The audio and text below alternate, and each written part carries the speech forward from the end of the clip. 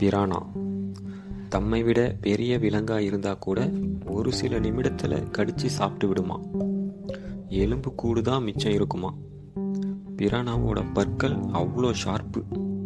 பல்லு மட்டும் அவ்வளோ ஷார்ப்பாக இருந்தால் போதுமா, அதோடைய தாடை ரொம்ப ஸ்ட்ராங்காக இருக்குமா. வாழற இடம், அதுங்க வாழற இடம் பார்த்தீங்கன்னா சவுத் அமெரிக்காவில் அருவிலையும் ஆறுலையும் வாழக்கூடிய இது நார்த் அர்ஜென்டினால இருந்து கொலம்பியா வரைக்கும் காணப்படுகிறது.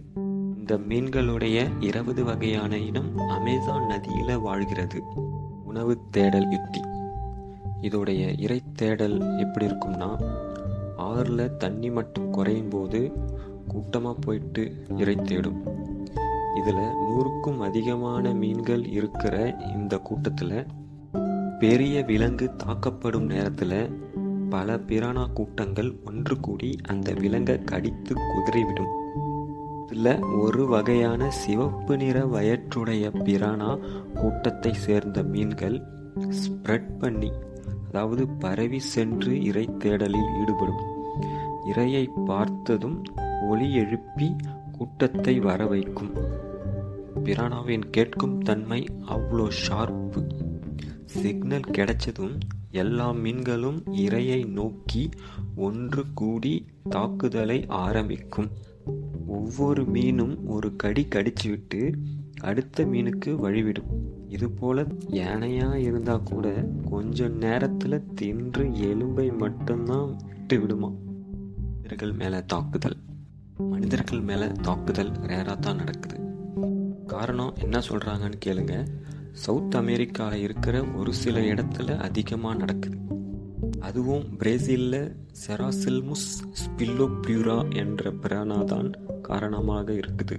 2003 தென்கிழக்கு சவுத் ஈஸ்டர்ன் பிரேசிலில் மட்டும் 52 அட்டாக் நடந்திருக்கு. இதுக்கு என்ன காரணமாக இருக்கும் சொல்கிறாங்க கேளுங்க. அருவிக்கு நடுவில் அணைகள் கட்டுறதுனால நீரோட்டம் தடுக்கப்படுது. அதனால தாக்குதல் நடந்திருக்கலாம்னு Brazilian zoologist professor Ivan Sazima சொல்கிறாரு. சயின்டிஸ்ட் மறுக்கிறாங்க. மனிதர்கள் மேலே தாக்குதலுக்கு சயின்டிஸ்ட் மறுக்கிறாங்க.